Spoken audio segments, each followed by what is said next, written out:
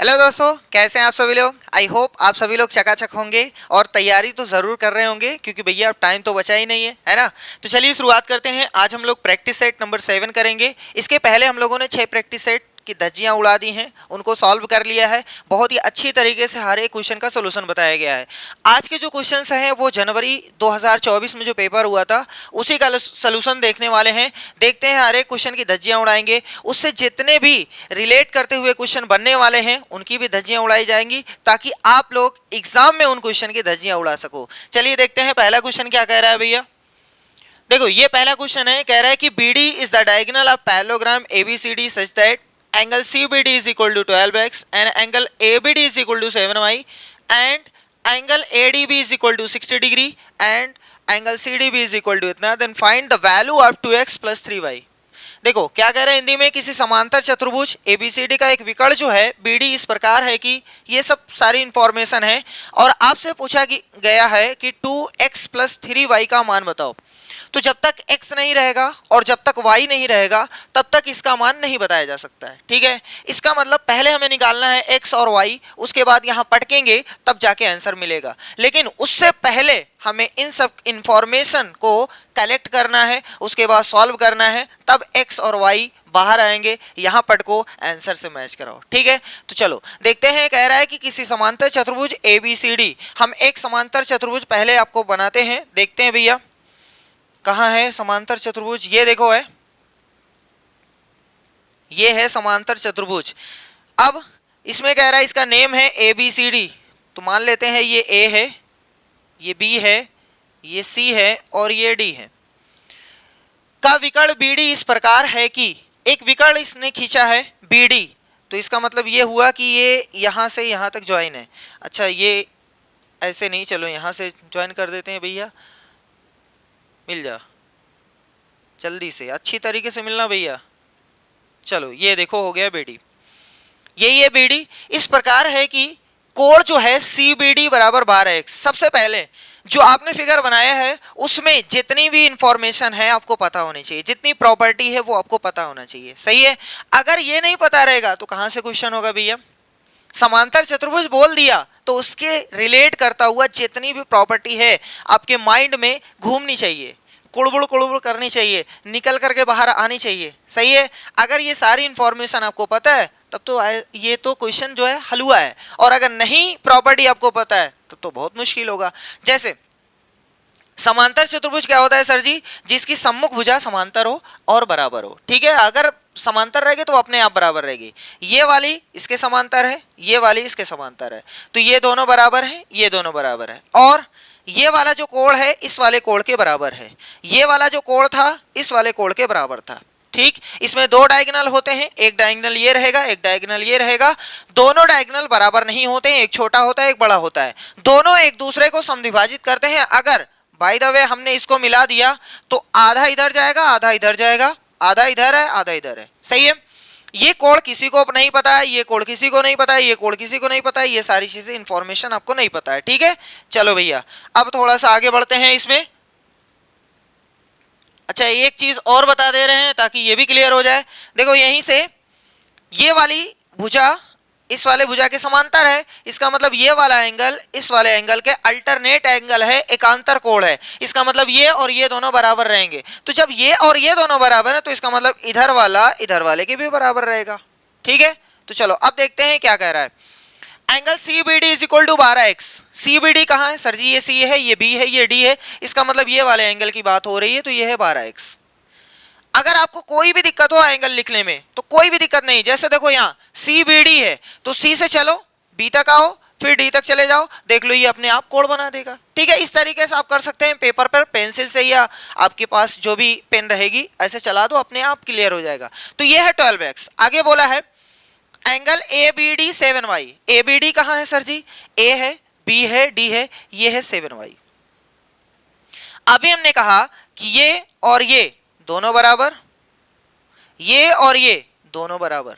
सही है, वो चाहे लिखो या ना लिखो, अभी उसके बारे में इंफॉर्मेशन दी गई है तो अपने आप क्लियर हो जाएगा। सही है भैया, कोई दिक्कत तो नहीं है। चलो हम इसको हटा दे रहे हैं, कोई दिक्कत नहीं होनी चाहिए यहाँ पे। आगे बोला है ADB, ये A है, ये डी है, ये बी है, ये यानी इसकी वैल्यू जो है वो 60 डिग्री है। सही भैया।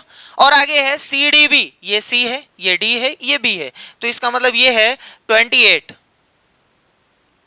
सही है, कोई दिक्कत तो नहीं है। सारी इंफॉर्मेशन हमने गैदर कर दिया, इकट्ठा कर दिया। अब आपको पता है कि ये वाला इसके बराबर होता है, इसका मतलब 12x बराबर 60 हो गया।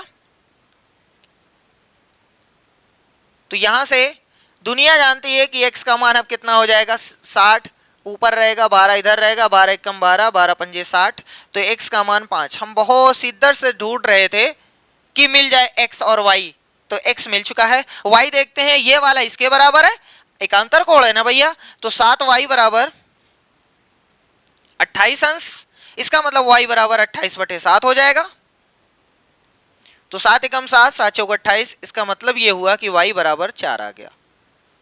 जब x और y का मान आ गया है, हमसे पूछा गया है 2x प्लस 3y, इसका मान बता दो, तो 2 गुणे में x का मान आया है 5, यहां पटक देंगे, और 3 गुणे में y का मान आया है 4, यहां पटक देंगे। पहले गुणा करेंगे, बाद में जोड़ देंगे, तो यहां से 10 आ गया और यहां से 12 आ गया, कुल मिलाकर के आ गया 22, है ना भैया, 22। यानी कौन सा ऑप्शन सही है, तीसरा वाला आपका सही हो गया। जितने भी ज्योमेट्री के क्वेश्चन रहेंगे बहुत ही आसान रहेंगे, बस खाली आपको प्रॉपर्टी याद होनी चाहिए। प्रॉपर्टी अगर आपकी जबान पे है तो कोई भी क्वेश्चन आपसे जा नहीं सकता, कोई भी क्वेश्चन मिस नहीं हो सकता, आप एक नंबर जरूर लेके आएंगे, ठीक है, उससे रिलेट करता हुआ। चलो भैया, इस क्वेश्चन की धज्जियां उड़ गई, चलो आगे बढ़ते हैं, क्वेश्चन नंबर 2 देखते हैं क्या कह रहा है। एक विद्यार्थी ने परिमेय संख्याओं के निम्नलिखित गुणधर्मों की सूची बनाई, इनमें से कौन सा या कौन से सही हैं, ये आपको बताना है। किस संख्याओं के बारे में बात कर रहा है, रेशनल नंबर यानी परिमेय संख्या। आपको पता है कि रेशनल नंबर क्या होता है, रेशनल नंबर यानी परिमेय संख्या क्या होता है सर जी, बहुत ही आसान है। एक परिमेय संख्या उसे कहते हैं जो ऊपर और नीचे इंटीजर लेकर आए, यानी पूर्णांक। अब पूर्णांक आपको पता होना चाहिए, पूर्णांक उसे कहते हैं जिसमें 0 होता है और 1 2 3 4 5 6 एंड सो ऑन ऐसे चलता रहता है, और -1 -2 -3 -4 ये इधर उधर चलता रहता है, ठीक है। तो माइनस वाली जितनी संख्याएं हैं पूर्णांक, और इधर पॉजिटिव पूर्णांक, 0 भी एक पूर्णांक। पूर्णांक 2 प्रकार के होते हैं, पॉजिटिव निगेटिव, लेकिन 0 जो है वो ना तो पॉजिटिव है ना ही निगेटिव है, पूर्णांक तो है लेकिन ना ही धनात्मक है ना ही ऋणात्मक है। तो जिसके ऊपर पूर्णांक नीचे पूर्णांक उसको बोलते हैं परिमेय संख्या। जैसे मान लो कि अगर 3/5 है तो देख लो ऊपर भी पूर्णांक है नीचे भी पूर्णांक है, तो ये एक परिमेय संख्या है। और 1/7 परिमेय संख्या है क्योंकि ऊपर पूर्णांक नीचे पूर्णांक, परिमेय संख्या। -1/-3 ऊपर पूर्णांक नीचे पूर्णांक, ये भी परिमेय संख्या। -1/4 ऊपर पूर्णांक नीचे पूर्णांक, ये भी परिमेय संख्या। लेकिन सर जी कभी भी नीचे 0 नहीं होना चाहिए, नीचे 0 नहीं होना चाहिए, ठीक है, ये परिमेय संख्या नहीं मानी जाएगी अगर किसी के नीचे 0 हो गया। तो यहां तक समझ में आ गया। अब डाउट ये आ रहा है कि सर जी आपने मना कर दिया नीचे 0 नहीं होना चाहिए, क्या ऊपर 0 हो सकता है? हाँ, ऊपर तो 0 हो सकता है लेकिन नीचे नहीं होना चाहिए। अगर कोई कह दे कि 0/5 लिखा है, क्या ये एक परिमेय संख्या है? हाँ परिमेय संख्या है, क्योंकि ये पूर्णांक है ये पूर्णांक है, इसका मतलब पूर्णांक बटे पूर्णांक को हम लोग परिमेय संख्या बोलते हैं। ऊपर 0 अलाउड है लेकिन नीचे अलाउड नहीं है। अब कोई डाउट ये उठा सकता है कि सर जी ये बताइए 0 को आपने क्यों मना कर दिया? अरे भैया 0 पूर्णांक है, हम मना नहीं कर रहे हैं, लेकिन नीचे नहीं हो सकता क्योंकि 0 से किसी चीज में भाग नहीं दिया जा सकता, ठीक। तो ये हो गया। और कोई कहेगा ये बताइए सर जी ये 5 लिखा है, 5 ये परिमेय संख्या है? हाँ बहुत आराम से, क्यों नहीं है? है तो। अरे भैया कोई कहेगा सर जी आपने तो दिखा दिया पूर्णांक बटे पूर्णांक, इसमें तो पूर्णांक है नीचे तो कुछ नहीं है। अरे भैया जिसके नीचे कुछ नहीं होता है उसका साथ भगवान देते हैं, सही है, जिसका कोई नहीं उसका भगवान होता है। देख लो जिसके नीचे कुछ नहीं उसके नीचे /1 लगा देना, इसका मतलब ये भी पूर्णांक ये भी पूर्णांक, तो क्या हो गया? पूर्णांक बटे पूर्णांक को हम लोग परिमेय संख्या बोलते हैं। अब कोई आपसे कहे कि 0 बताओ, 0 0 0 0 एक परिमेय संख्या है, क्यों? क्योंकि इसके नीचे भगवान बैठ सकते हैं, तो 0/1 को एक परिमेय संख्या बोलेंगे, सही है। अब आगे देखो क्वेश्चन कह रहा है कि एक परिमेय संख्या में पूर्णांक सम्मिलित है। हाँ सही है, एक पूर्णांक संख्या में एक परिमेय संख्या में पूर्णांक सम्मिलित है। कोई भी दुनिया का कोई पूर्णांक रहे, जैसे 5 रहे, -3 रहे, -8 रहे, माइनस का 13 रहे, 17 रहे, ये सब पूर्णांक है, लेकिन ये परिमेय संख्या भी है। क्यों? क्योंकि नीचे 1 लिखा जा सकता है। लो, सबके नीचे 1 हमने लगा दिया, सब परिमेय संख्या है। ठीक है, जितनी भी पूर्णांक हैं सब परिमेय संख्या है। इसका मतलब ये हुआ कि ये पहला वाला ऑप्शन सही बोल रहा है। चलो देखते हैं, शून्य परिमेय संख्या नहीं है। अरे अभी तो बताएं कि जीरो जो है, जीरो के नीचे भगवान बैठे हुए हैं, ऊपर पूर्णांक नीचे पूर्णांक, पूर्णांक बटे पूर्णांक को परिमेय संख्या बोलते हैं। इसका मतलब जीरो भी एक पूर्णांक का है, एक परिमेय संख्या भी है। सही है, तो ये कह रहा है कि जीरो परिमेय संख्या नहीं है। अरे भैया गलत बोल रहे हो, परिमेय संख्या है। कह रहा है कि सभी भिन्न परिमेय संख्या है। हाँ भैया, दुनिया में जितनी भिन्न है वो निगेटिव होती नहीं है, उनके ऊपर पूर्णांक पूर्ण संख्या होनी चाहिए। देखो 3/5, 5/7, 9/8, ये सब जितनी भी हैं ये सब भिन्न है। भिन्न में ऊपर या नीचे कहीं भी निगेटिव का साइन नहीं आना चाहिए। ठीक है, ये याद रखिएगा।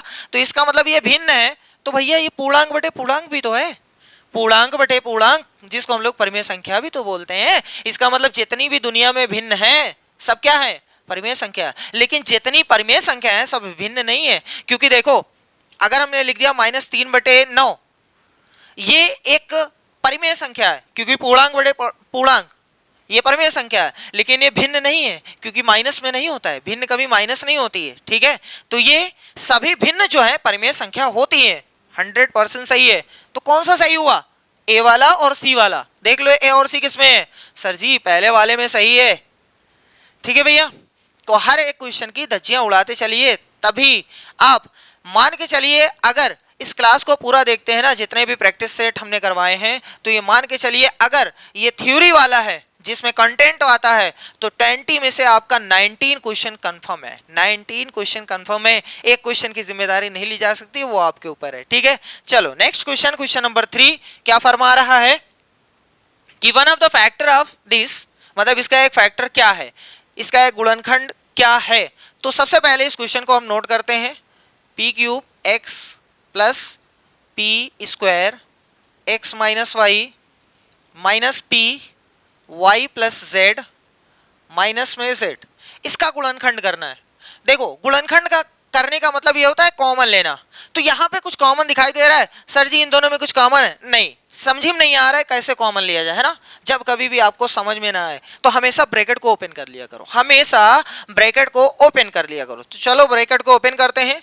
यहाँ है p³ x, हमने गोद दिया पहले ही, इस p² से दोनों में गुणा करना है, तो p² x हो गया, माइनस में p² y हो गया, माइनस p का गुणा y में तो py हो गया, माइनस का प्लस में तो माइनस हो गया, p का z में तो pz हो गया, और माइनस z वो तो बाहर है इसलिए हमने पटक दिया। अगर आपको गुणा करना साइन का नहीं आता है तो आप याद कर लीजिए, ब्रैकेट के बाहर अगर प्लस है तो अंदर का साइन जैसे का तैसा पटक देंगे, और अगर बाहर का साइन माइनस है तो अंदर के सारे साइन का धज्जियां उड़ा करके चेंज कर देंगे। सही है, प्लस है तो माइनस, माइनस है तो प्लस लिख देंगे। अब देखो, अब दो का पेयर बनाओ, उसके बाद कॉमन देखो निकल रहा है कि नहीं, नहीं निकल रहा है तो अगले दो को ढूंढो, फिर नहीं निकल रहा है फिर अगले, जब तक नहीं निकलेगा तब तक हम ढूंढते रहेंगे। फिलहाल हम देखते हैं यहाँ पर p² है, सॉरी यहाँ p³ है, यहाँ p² है, इसका मतलब p² कॉमन हो गया। जो छोटी पावर होती है वो कॉमन होती है, यहाँ 2 है यहाँ 3 है, इसका मतलब 2 बार कॉमन। x भी दोनों के पास है, बाहर ले लो। यहाँ कितना बचा, सर जी 1 बार बचा, x तो बाहर आ गया। सर जी यहाँ कुछ नहीं बचा, अरे भैया कुछ नहीं तो भगवान साथ देते हैं ना, इसका मतलब कुछ नहीं का मतलब 1। एक्चुअल में क्या होता है, जो आपने निकाला है बाहर कॉमन, उससे भाग दिया जाता है। अगर ये 7 होता और यहाँ हमने 7 कॉमन निकाला होता, तो बताओ 7 का पहाड़ा 7 में कितनी बार गया, 1 बार। वैसे ही इस चीज का पहाड़ा इसी चीज में कितनी बार जाएगा, 1 बार। देखो ये लिखा हुआ है, माइनस दोनों के पास है, कॉमन ले लो। यहाँ पर p भी है y भी है तो कॉमन ले लो। यहाँ 1 बार p बचा और माइनस नहीं प्लस बचेगा, क्योंकि माइनस का गुणा माइनस में तो प्लस होगा। ठीक है भैया, तो यहाँ से सब कुछ बाहर आ गया तो बाहर। चलो यहाँ से z कॉमन हो गया माइनस में, और यहाँ पर p बचा, यहाँ पर +1। ये चीज और ये चीज तीनों में है, इसका मतलब इसको उठा करके एक ब्रैकेट में कर दो। ब्रैकेट करने का मतलब ये हुआ हमने कॉमन ले लिया, इसके पास से इसके पास से इसके पास से सबसे कॉमन ले लिया।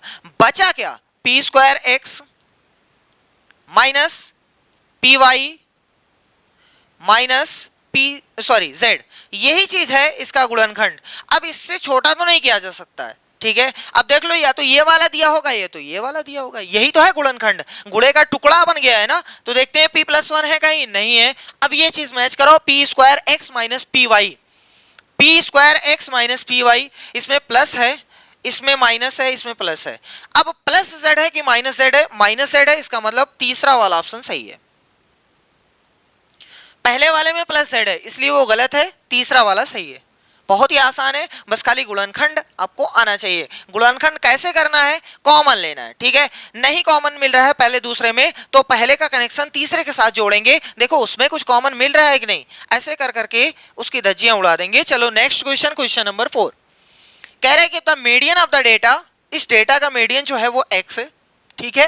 And the median of the data obtained by replacing 3/33 and 8/18 in the above data is y। अगर 3 को 33 से रिप्लेस कर दिया जाए और 8 को 18 से रिप्लेस कर दिया जाए तो मीडियन जो हो जाता है वो y हो जाता है। कह रहा है what is the difference between y and x, ठीक है। समझ में आया? नहीं समझ में आया? देखो ये क्वेश्चन कह रहा है कि ये आंकड़े दिए गए हैं, इनका माध्यक x है, मतलब इनका मीडियन जो है, मध्यांक जो है, माध्यिका जो है वो x है, और इन आंकड़ों में 3 को 33 से, मतलब 3 हटाओ 33 पटको, 8 को 18 से, इसका मतलब यह हुआ कि 8 हटाओ 18 पटको, प्रतिस्थापित करने पर प्राप्त आंकड़ों का माध्यक y है, फिर उसका निकालो माध्यक तो y। उसके बाद कह रहा है कि y और x का अंतर बताओ। कोई दिक्कत नहीं है, हम 2 बार माध्यक निकालेंगे। सबसे पहले इस डेटा को नोट करेंगे, जब भी माध्यिका, मध्यांक या माध्यक, तीनों चीजें हैं कि ये भैया मीडियन, अगर जब भी माध्यक निकालना रहे तो हम डेटा को अरेंज करते हैं, या तो असेंडिंग में या तो डिसेंडिंग में, या तो घटते क्रम में या तो बढ़ते क्रम में। यानी सबसे पहले सबसे बड़ा आप लिख सकते हो, कोई दिक्कत नहीं, सबसे छोटा लिख दो तब भी कोई दिक्कत नहीं। चलो हम सबसे छोटा लिखते हैं। सबसे छोटा कौन है भैया? हमें दिख रहा है 3, तो 3 हम पहले पटक देंगे। उसके बाद नंबर 7 दिख रहा है तो 7 हमने पटक दिया। फिर 8 हमें दिख रहा था, 8 हमने पटक दिया। इसके बाद किसका नंबर लगाएं? 15 का लगेगा शायद, 15, 17, फिर 21 है ना, 15, 17, 21। उसके बाद किसका नंबर लगेगा? 23, 24, 29, 30, ठीक है भैया। 23, 24, 29, 30। एक बार लिखने के बाद जरूर मैच कराएंगे, कोई नंबर छूटा तो नहीं। 1, 2, 3, 4, 5, 6, 7, 8, 9, 10, 10 लोग हैं, 2, 4, 6, 8, 10, इसका मतलब सही है। अब इसका निकाल लेते हैं माध्यक, माध्यक निकाल लेते हैं। माध्यक का मतलब बीच वाला नंबर होता है। देखते हैं बीच में कौन है। 2 इधर गए, 2 इधर गए, 2 और गए, 2 और गए। सर जी एक और अगर चला जाएगा ना तो बीच में कोई नहीं बचेगा, तो कहां से लाए माध्यक? कोई दिक्कत नहीं है, बीच में आशा रानी साहब होते हैं सोले वाले, उन्होंने कहा था कि आधे इधर जाओ आधे उधर जाओ, बाकी हमारे पीछे आओ, तो वही वाले आ गए, यहाँ कोई नहीं बचा है। इसका मतलब जब भी कोई नहीं बीच में आएगा तो हमेशा पड़ोसी को जोड़ा जाएगा, हमेशा पड़ोसी को जोड़ा जाएगा और 2 से भाग दिया जाएगा। इसका मतलब यह हुआ कि 17 प्लस में 21 और बटे में 2, 17 और 21 हो गया 38, और सॉरी 38 और बटे में, सही है 21, 17, हाँ बटे में 2, तो उत्तर आएगा 19, ठीक है। वैसे आप ऐसे भी सोच सकते हैं सर जी 17 और 21 के बीच में 19 आता है, यही हमारा आंसर होता है, ठीक है। बीच वाला जो नंबर होता है वही माध्यिका का आंसर होता है। चलो 17 और 21 जोड़ करके 38 हो गया, 38 में 2 से भाग देंगे तो हम चलो काट दे रहे हैं भैया, लो ये इससे शहीद हो गया, उत्तर आ गया 19। और कह रहा था कि इसका डेटा, इसको बोला गया है x, ये हमारा x का आंसर है। यहां तक पल्ले पड़ रहा है, कोई दिक्कत तो नहीं है। अब देखो आगे कह रहा है कि आंकड़ों में 3 को 33 से, मतलब 3 हटाओ 33 पटको। सर जी अगर ये 3 हटाएंगे और यहां पे पटकना है 33, ठीक है, और 8 हटाओ 18 पटको, इसको हटाओ 18 पटको। अब यहां हो गया झमेला। झमेला क्या हुआ कि सर जी अगर 3 को हटा करके 33 पटकेंगे तो सबसे पहले 33 हो जाएगा, फिर 7 हो जाएगा, फिर 18 हो जाएगा, तो बड़ी दिक्कत हो जाएगी, डेटा तो फिर बिगड़ जाएगा, डेटा तो फिर बिगड़ जाएगा। तो एक तरीका है कि आप फिर से लिख लो, और दूसरा तरीका है यहीं से रिप्लेस कर दो। रिप्लेस करने का मतलब यह हुआ, आराम से सुनिएगा, देखो ये 33 है, लास्ट में चला जाएगा, ये 33 है, लास्ट में चला जाएगा, ठीक है, और ये 18 है, यहां कहीं आ जाएगा। अगर आपको ऐसे नहीं समझ में आता फिर से गोद लो। देखो सबसे पहले ये 3 गया भैया, ये 3 गया, ये 8 गया, सबसे पहले 7 रहेगा, कहाँ लिख दें, चलो यहाँ लिख देते हैं 7 रहेगा। उसके बाद रहेगा 15, 17 फिर 18, 15, 17 फिर 18।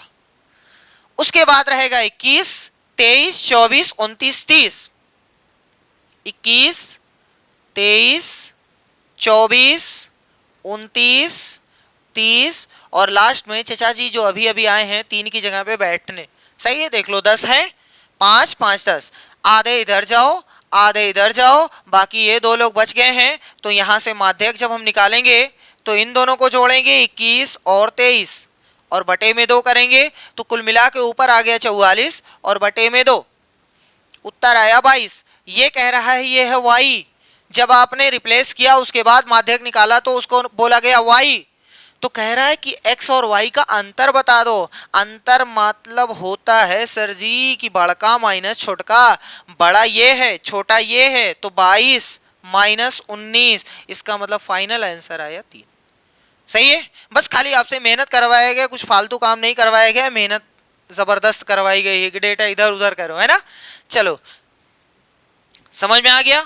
चलिए नेक्स्ट क्वेश्चन, क्वेश्चन नंबर 5 क्या कह रहा है कि 3 numbers are in ratio and the sum of their cubes is इतना, what is the sum of the 3 numbers. अच्छी बात है, 3 संख्याएं इतने के अनुपात में है और उनके घनों का योग इतना है। इन तीनों संख्याओं का योग कितना होगा। 3 संख्याओं का अनुपात इतना है तो पहली संख्या कितनी मानी जाएगी, 2 के साथ में कोई भी आप ले सकते हैं, एक्स वाई जेड फलाने ढकाने गधा घोड़ा कुछ भी लिख सकते हैं। मान लेते हैं कि x, तो दूसरा कितना हो जाएगा 3x। जो आपने इसके साथ ठोका है वही इसके साथ ठोकना पड़ेगा। ऐसा नहीं कि इसके साथ x लगाओ इसके साथ y लगाओ फलाने के साथ कुछ और लगा दो, नहीं। एक क्वेश्चन में जो आपने एक बार किसी के साथ लेट किया है वही दूसरे के साथ चिपकाना पड़ेगा। जैसे हमने यहाँ x लेट किया तो यहाँ पर भी x ही रहेगा, कुछ अलग से कुछ नहीं रहेगा, ठीक है। तो 2x हो गया, 3x हो गया और इसके साथ में कितना हो जाएगा 4x।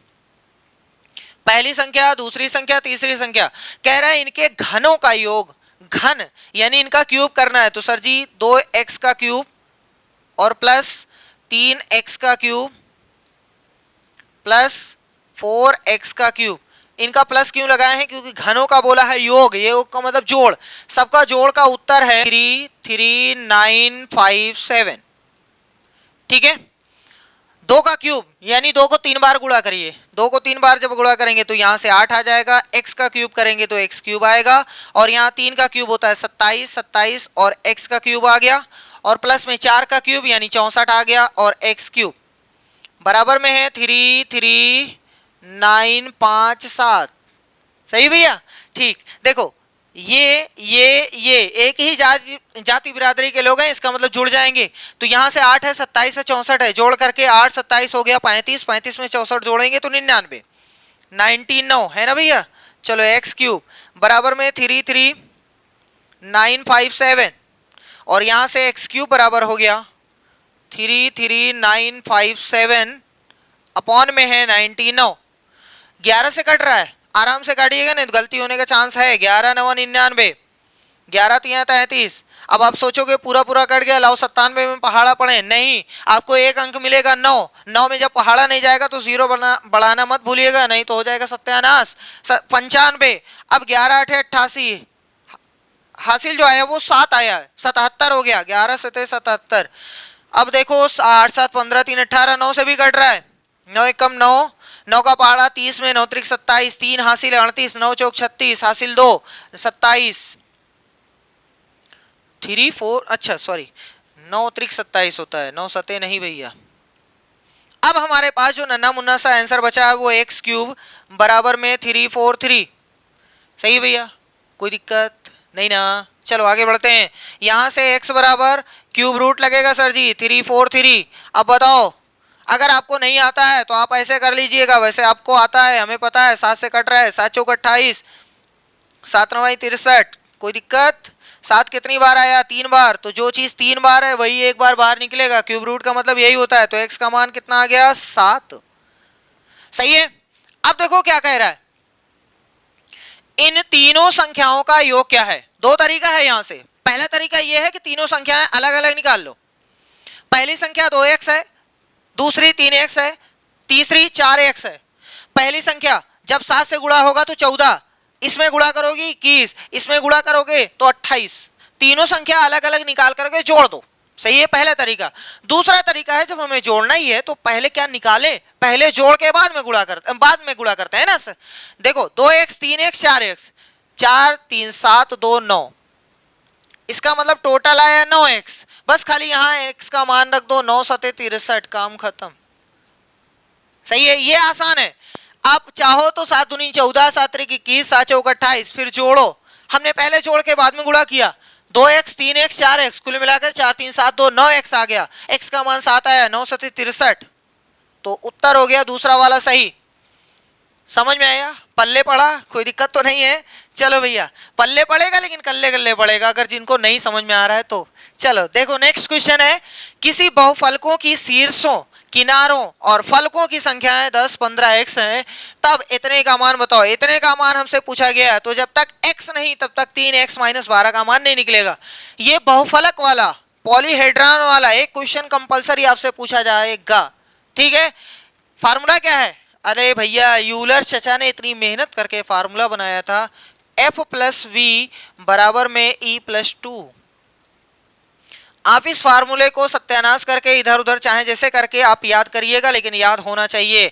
F + V बराबर E + 2, F + V बराबर E + 2 या F + V - E बराबर में 2, लोग चाहे जैसे याद करें, बस याद होना चाहिए, ठीक। चलो भैया रखते हैं इसी पर।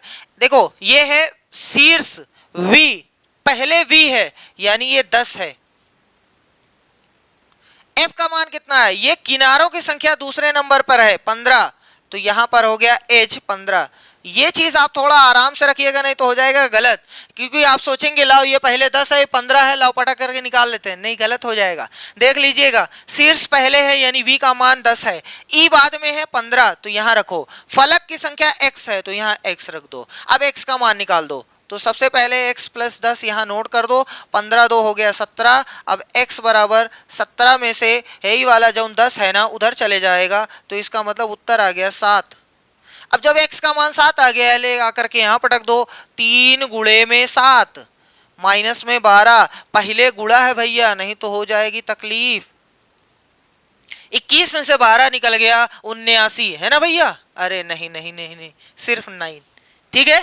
21 में से 12 निकल गया, लिख दें, चलो उत्तर आ गया 9, ठीक है। समझ में आ रहा है, ये फार्मूला बहुत ज्यादा इंपॉर्टेंट है, बहुत ज्यादा इंपॉर्टेंट है, तो हर हाल में इसको घोल के पी लीजिएगा, याद होना चाहिए, 1 नंबर मिलेगा आपको। चलो क्वेश्चन नंबर 7 क्या फरमा रहा है, अच्छा सॉल्व करवा रहा है, कह रहा है कि इतना बराबर है तो इतने का मान बता दो, ठीक है। देखो हमें x/y + y/x का मान निकाल करके उसका पलट देना है यानी इनवर्स। जैसे अगर कोई कहे कि सर जी हमारे पास 1/7 है या 4/7 है, इसका इनवर्स का उत्तर कितना होगा, तो आप कुछ मत करिएगा, 7 ऊपर पटक दीजिएगा, नीचे 4 पटक दीजिएगा, यही आंसर होगा, ठीक है। इनवर्स का मतलब यही होता है, तो इसका मतलब मान निकाल करके पलट देना है सर जी। चलो देखो किसका किसका मान चाहिए, x/y और y/x का, तो सर जी इसने तो बहुत आराम से दे दिया है x/y का मान, y/x निकाल दें, नहीं, पहले x/y का मान इतना बड़ा है उसको छोटा करके देखो कुछ छोटा हो रहा है, तो हम फिर से नोट करते हैं x/y बराबर, देखो ये -3 है, किसी की घात अगर पॉजिटिव है या निगेटिव है, आप उसको बदलना चाहते हो ना, तो अंदर का मटेरियल जो है यानी घात नहीं आधार जो है उसको पलट दो, पैर ऊपर सर नीचे कर दो, घात अगर पॉजिटिव है तो निगेटिव हो जाएगी, अगर निगेटिव है तो पॉजिटिव हो जाएगी। तो ये माइनस है, हम प्लस बनाना चाहते हैं, तो 3 ऊपर जाएगा और -1 नीचे आएगा, अब इसकी घात 3 पढ़ी जाएगी, सही है। यहां पर हमने इसको गोद दिया, यहां पर भी वही काम करते हैं, 3 को ऊपर करते हैं और 2 को तरे भेज देते हैं, इसका मतलब ये हो गया, सही है। अब चलो थोड़ा सा और आगे बढ़ते हैं, 3 की घात 3 है, इसका मतलब 27 हो गया। सर जी माइनस की घात 3 है, इसका मतलब -1 रहेगा, कोई दिक्कत तो नहीं, 1 की चाहे जितनी घात लगाओ उतना ही रहेगा। इसको भी वैसे ही गोद दिया, 3 की घात 4, 3 की घात 4, 3 को 4 बार जब आप गुणा करेंगे तो 81 हो गया, 2 की घात 4 है तो हो गया 16, कोई दिक्कत नहीं ना भैया। अरे 2 की घात 4 मतलब 2 गुणे 2 गुणे 2 गुणे 2, 2 दूनी 4 दूनी 8 दूनी 16, 3 गुणे 3 गुणे 3 गुणे 3, 3 त्रिका 9 त्रिक 27 81, सही है। चलो अब थोड़ा सा और आगे बढ़ते हैं, क्योंकि सर जी ये कटेगा नहीं, कटेगा तब जब बीच में गुणा हो तब। ये हो गया गुणा। जैसे ही भाग को आप गुणा बनाएंगे तो अगला वाला कहेगा वाह चचा वाह, अपने पहले वाले को पलट दिया है, तो हम क्या तमाशा देखेंगे, हम भी पलट जाएंगे। यानी 16 ऊपर चला जाएगा, 81 नीचे आ जाएगा। 27 एकम 27, 27 तिया 81। इसका मतलब ये हुआ कि ऊपर आया है 16 और नीचे आया है -1 का 3 में गुणा करेंगे तो -3। सही है भैया, यहां तक कोई प्रॉब्लम? माइनस लगाने के 3 तरीके हैं। माइनस चाहे ये लिखो, चाहे ये लिखो, और चाहे ये लिखो। चाहे ऊपर माइनस लगाओ, चाहे नीचे माइनस लगाओ, चाहे सामने माइनस लगाओ, तीनों चीजें मेन वही है, तीनों चीजें बराबर है। तो इसलिए चाहे नीचे लगाओ चाहे ऊपर लगाओ, कोई तकलीफ नहीं होनी चाहिए। ये है x अपॉन वाई का मान, ये है x अपॉन वाई का मान। ठीक है, हमें देखो क्या करना है सर जी, हमें इतने का मान निकालना है, इतने का मान निकालना है, उसके बाद -1 करना है पावर, इसका मतलब पलट देना है। तो हम ऐसा करते हैं, इस ब्रैकेट का मान निकाल लेते हैं, जितना आएगा पलट के देख लेंगे, उत्तर हो जाएगा। तो सबसे पहले इस ब्रैकेट का मान निकालने के लिए हमें चाहिए x अपॉन वाई का मान। देखो x अपॉन वाई का मान, x अपॉन वाई का मान है 16 बटे -3 या -16/3 लिखो, कोई दिक्कत नहीं होनी चाहिए, सेम वही है। बीच में है प्लस तो प्लस ठोक दो। ये y अपॉन x है, y अपॉन x है, यानी पलट करके पूछा गया है। x अपॉन वाई का उल्टा y अपॉन x होता है। अरे भैया x upon y, y upon x, इसका मतलब x अपॉन वाई का मान इतना है तो y अपॉन x का मान कितना होगा, -3/16 हो जाएगा। पटक दिया गया, इसका मान यहां, इसका मान यहां, ब्रैकेट खूबसूरत से लगा दो, कोई दिक्कत नहीं है। इसको सॉल्व कर लो, जितना आएगा पलट करके देख लीजिएगा। नहीं समझ में आ रहा है तो इसको भी चचा जी साथ में चलने दो, कोई दिक्कत नहीं है। चलो अब पहले इस ब्रैकेट को ओपन करते हैं। सर जी -16/3 है, इस प्लस माइनस का गुणा माइनस होगा, 3/16 प्लस माइनस का गुणा माइनस हो गया, और ये तो बाहर रहेगा। 16 का 3 में गुणा करेंगे, नीचे पटकेंगे, ये तो बहुत बार बताया जा चुका है। 16 3 48, 3 से भाग देंगे। नहीं समझ में आ रहा है, 16 का 16 में गुणा कर दो, 16 16 होता है 256। सही है, 256 होता है भैया। माइनस लगा है तो माइनस लगा दो, 3 का 3 में गुणा करेंगे तो 9 आ गया, यहां से इतना आ गया। इतना तो कंफर्म है कि उत्तर निगेटिव आएगा, पॉजिटिव नहीं आएगा। सही है, अब चलो देखते हैं कितना आएगा। -256 है, 9 है, 256 में 9 जोड़ेंगे तो माइनस का 265 हो गया, और बटे में 48। इसकी अभी पूरे की घात है -1। -1 का मतलब पलट दो और कुछ नहीं सर जी, 48 ऊपर फेंक दो और -265 नीचे फेंक दो। चाहे माइनस ऊपर लगाओ, चाहे सामने लगाओ, चाहे नीचे लगाओ, चाहे जहां लगाओ, 48/265 आपका निगेटिव उत्तर आएगा, यानी चौथा वाला सही है। थोड़ा सा कैलकुलेशन है, बाकी कुछ भी नहीं है, लॉस ऑफ एक्सपोनेंट का यूज है, बाकी कुछ भी नहीं है। ठीक, क्वेश्चन नंबर 8 देखते हैं। कह रहा है यदि इतना बराबर इतना है तो x में क्या जोड़ा जाए जिससे योगफल इतना प्राप्त हो। अच्छा, सबसे पहले x का मान थोड़ा छोटा कर लेते हैं। थोड़ा छोटा का मतलब ये है पॉजिटिव, ये भी है पॉजिटिव, ये है निगेटिव, ये चचा जी निगेटिव है, ये है पॉजिटिव। तो हम इन तीनों पॉजिटिव को जोड़ देते हैं। जोड़ने का तरीका आपको पता है, दशमलव दशमलव के नीचे आना चाहिए, नंबर चाहे जहां जाए कोई फर्क नहीं पड़ता है। तो चलो जोड़ते हैं भैया। 1.011, 10.11, 0.1011। जहां कुछ भी नहीं आप जीरो बढ़ा सकते हैं, कोई भी दिक्कत नहीं है, कोई भी दिक्कत नहीं। आप जोड़ दो, 1 आएगा, 2 आएगा, 2 आएगा, 2 आएगा यहां से, और यहां से 1 आएगा, यहां से 1 आएगा, कोई तकलीफ नहीं ना। अरे भैया 0 11 इतना था, चाहे 11 पढ़ो चाहे जो पढ़ना आप ही को है। इसका मतलब ये हुआ सर जी ये तो अभी पॉजिटिव, इसमें से अच्छा चलो नोट करते हैं। x बराबर सबको जोड़ने पर आया है 11.2221। अभी हमारे पास 12.101। देखो ये 11 दशमलव है, ये 12 दशमलव है, इसका मतलब ये बड़ा है ये छोटा है, इसमें से ये घट जाएगा, तो घटा के देखते हैं 12.101, अरे चाहे जो पढ़ो कोई दिक्कत नहीं है भैया, 11.2221 घटा रहे हैं और आपको पता है कि उत्तर माइनस आने वाला है, क्यों? क्योंकि इसमें से घट रहा है, ये बड़ा नंबर है, घटाते हैं जिसके ऊपर कुछ नहीं, जीरो बढ़ा लेते हैं, ये हो गया हासिल होसिल के साथ में, ये हो गया 10, 10 में से 1 गए 9, ये अभी बचा हुआ है 0, घटेगा नहीं, इसका मतलब कहीं से पाया ये 10 हो गया, 10 में से 2 गए 8, और ये कहीं से पाया था 9, 9 में से 2 गए 7, ये फिर से 0, फिर 10 हो गया, तो फिर ये 8 हो गया, और ये खत्म हो गया। सर जी यहां लिखो या ना लिखो, इसका मतलब ये आया कि उत्तर आ रहा है 8789, बहुत ही अच्छा घटाव है, अगर यहां पे आप गलती करेंगे सत्यानाश हो जाएगा। अब देखो कह रहा है कि तो x में क्या जोड़ा जाए जिससे योगफल 1.1 प्राप्त हो, इस x में क्या जोड़ा जाए, मान लो कि y जोड़ा जाए, तो कह रहा है योगफल जो है वो 1.1 प्राप्त हो, ठीक है कोई बात नहीं, x का मान है माइनस इतना 8789, प्लस में y है बराबर में है 1.1, हमें तो y का मान चाहिए क्योंकि हमने y माना है, तो y बराबर सर जी 1.1 तो इधर ही रहेगा, ये माइनस वाला पूरा संसार उधर चला जाएगा, तो ये 8789 आ जाएगा। अब जोड़ेंगे तो बहुत ही अच्छी तरीके से आ जाएगा उत्तर, इसको भैया 1000 मान लो और क्या, चाहे जैसे करिएगा, ठीक है। 9 आएगा, 8 आएगा, 7 आएगा, 9 आएगा, उसके बाद 1, तो यहां से यही इतना जोड़ा जाएगा तो आंसर इतना आ जाएगा। उत्तर आ रहा है 1.9789, 1.9789 पहला वाला, बहुत ही अच्छा है ये घटाव। अगर इस घटाव में दिक्कत हुई तो भैया आप भी घट जाएंगी, 1 नंबर आपका घट जाएगा, ठीक है।